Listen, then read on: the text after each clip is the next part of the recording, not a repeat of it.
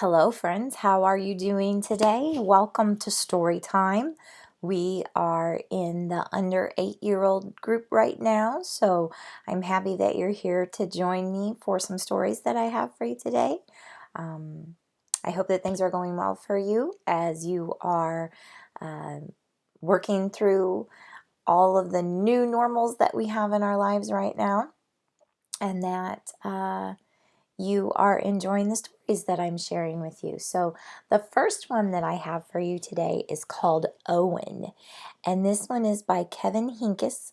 And so there's several of these. You probably know a lot about Owen and Lily and all of their different stories. So we're going to read a little bit about Owen today.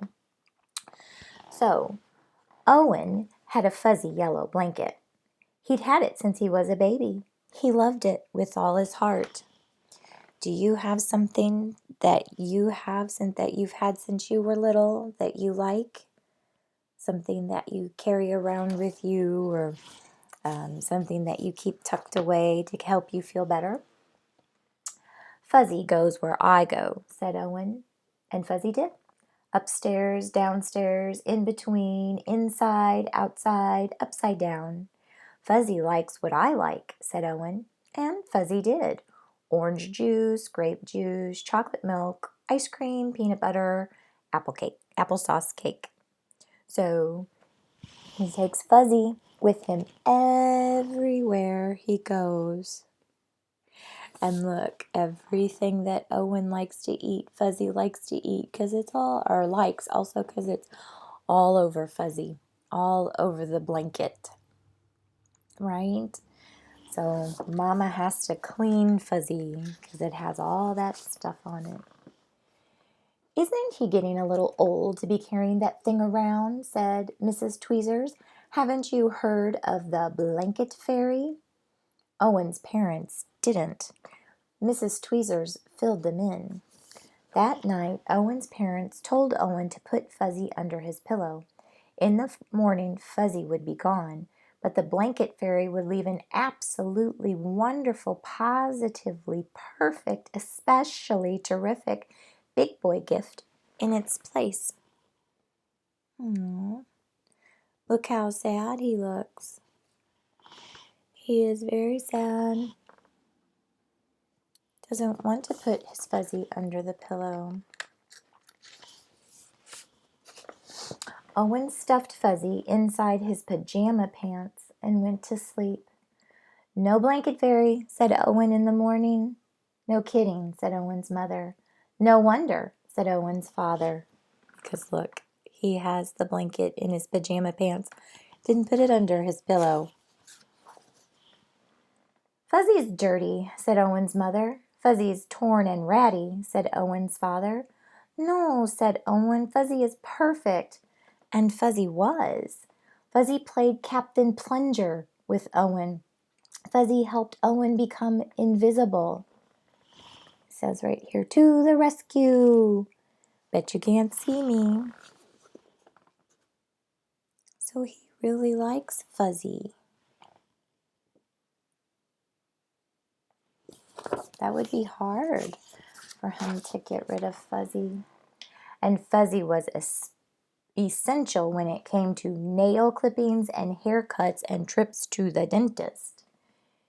Can't be a baby forever, said Mrs. Tweezers. Haven't you heard of the vinegar trick? Owen's parents hadn't. Mrs. Tweezers filled them in. So Mrs. Tweezers is giving Owen's parents all of this advice about how to get him to get rid of Fuzzy. When Owen wasn't looking, his father dipped Owen's favorite corner of Fuzzy into a vinegar jar. Owen sniffed it and smelled it and sniffed it. He picked a new favorite corner. Then he rubbed the smelly corner all around his sandbox, buried it in the garden, and dug it up again. Good as new, said Owen. So look, they had made it smelly, so he didn't like it, that favorite corner. But Owen fixed it right up. My granddaughter Bella has a blanket that she carries, and she calls it her big corner, the favorite corner of her blanket that she likes. I wonder if she would do the same thing with her blanket. Fuzzy wasn't very fuzzy anymore, but Owen didn't mind. He carried it, and he wore it, and he dragged it. He sucked it, and he hugged it, and he twisted it. So he takes it everywhere with him, right? Does everything with his fuzzy. It's been through a lot. "What are we going to do?" asked Owen's mother. "School is starting soon," said Owen's father. "Can't bring a blanket to school," said Mrs. Tweezers. "Haven't you heard of saying no?" Owen's parents hadn't. Mrs. Tweezers filled them in. "I have to bring Fuzzy to school," said Owen. "No," said Owen's mother. "No," said Owen's father. Owen buried his face in Fuzzy. He started to cry and would not stop. So he has his Fuzzy and he's getting ready to start school. He can't take that to school. Can't take Fuzzy to school. "Don't worry," said Owen's mother. "It will be all right," said Owen's father. And then suddenly Owen's mother said, "I have an idea." It was an absolutely wonderful, positively perfect, especially terrific idea. First she snipped, and then she sewed. Then she snipped again and sewed some more. Oh my, look at Owen's face. He's like, what's happening to my Fuzzy? She's snipping and sewing and sewing and snipping. Snip, snip, snip, snow, snow, sew. Dry your eyes, wipe your nose, hooray, hooray, hooray. Now Owen carries one of his not-so-fuzzy handkerchiefs with him everywhere he goes. So she cut it small into all these little pieces, so it's not one big blanket anymore. It's all these little pieces, and then Owen can carry it with him as a handkerchief everywhere that he goes. And Mrs. Tweezers didn't say a thing. So look, she has a handkerchief too.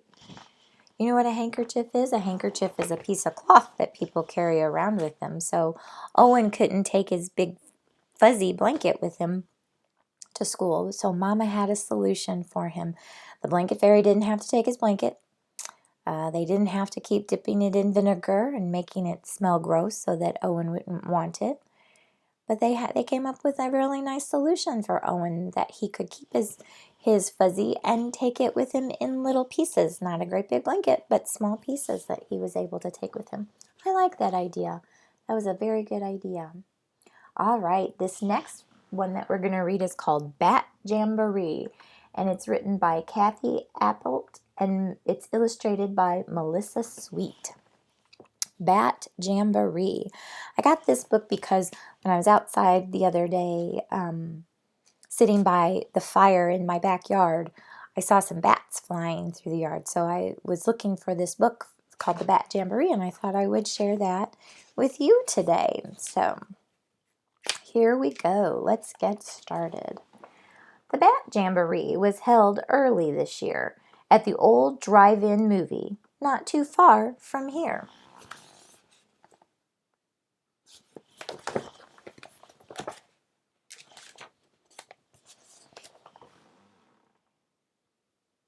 It starred 55 bats who had practiced all spring for this grandest of shows on the old silver screen. The program was better than ever before. It was standing room only, no more seats on the floor. The crowd settled in. As the house lights went down, the spotlight came up, and there wasn't a sound.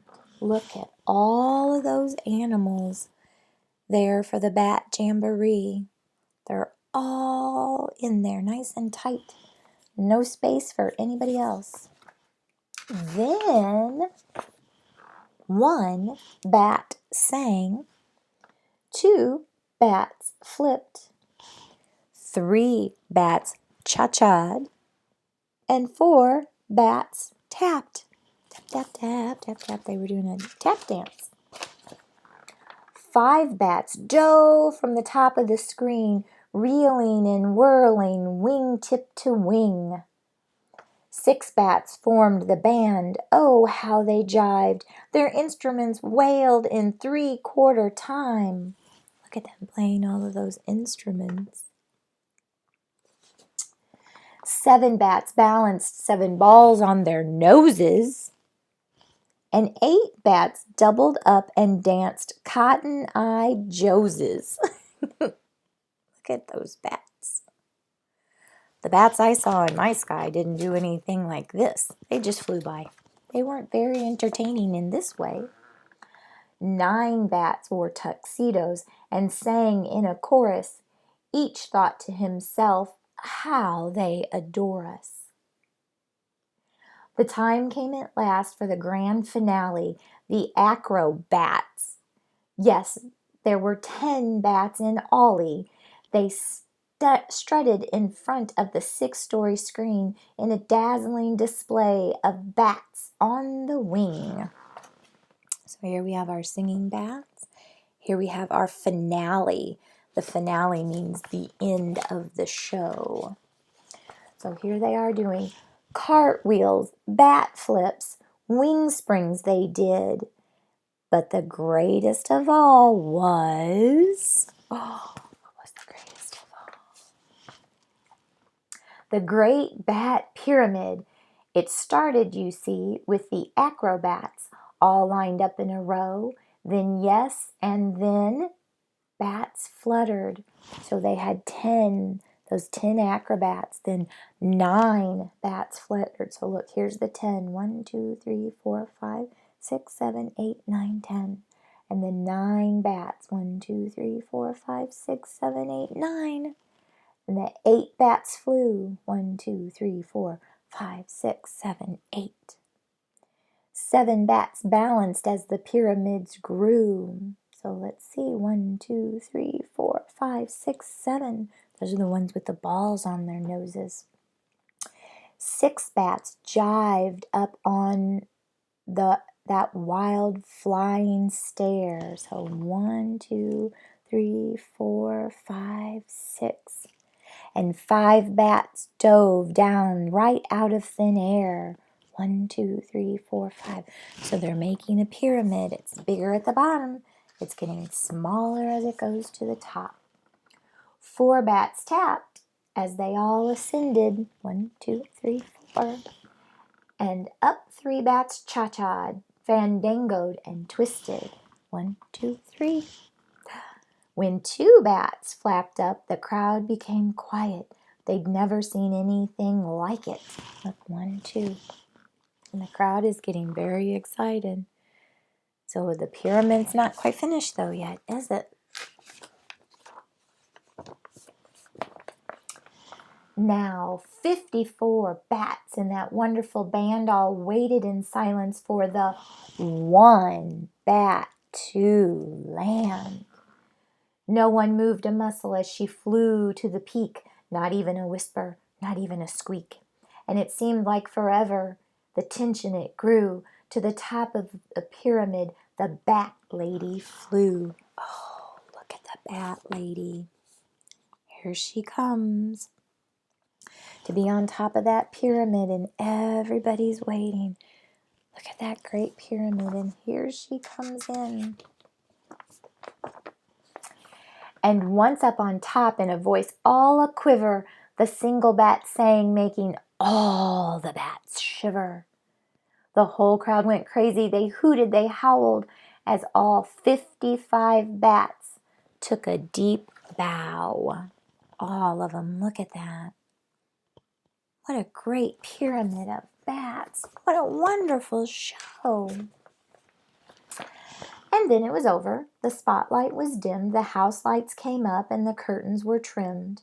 But come again next year, and the one after that, for the Bat Jamboree, starring 55 bats. So all the animals are leaving. They're done. And he's cleaning everything up.